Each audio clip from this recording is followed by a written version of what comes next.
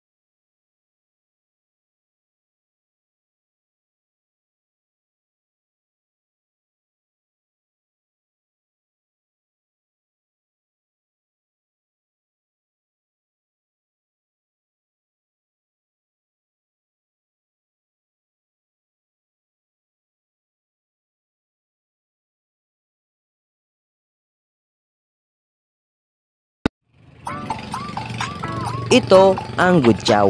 Dito kami napadpad dahil masarap daw ang pizza nila dito. Umorder na kami para makakain dahil nagugutom na kami. 2 order yung binili ko dahil marami kami.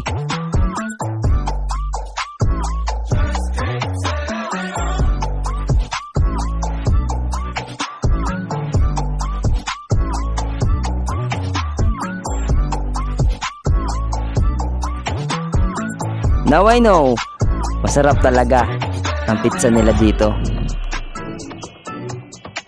Gusto ko lang i-shoutout si Marlon Mix Vlog at si Katigson TV, pati na rin ang mga solid supporters.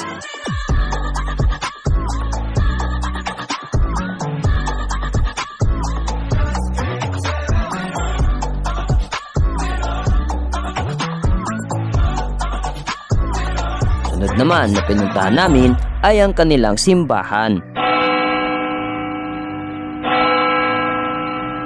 Sobrang lawak nito sa labas at marami ka din ditong makikita.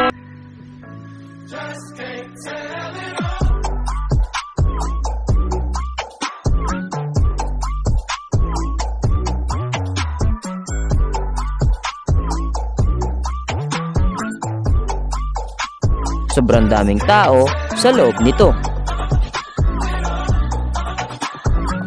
Matapos naming makita ang kanilang simbahan, masasabi ko sa sarili ko na lahat na nangyayari sa buhay mo, Diyos lang ang nagpapagalaw. Kaya habang nabubuhay tayo sa mundo, enjoyin na lang natin ito.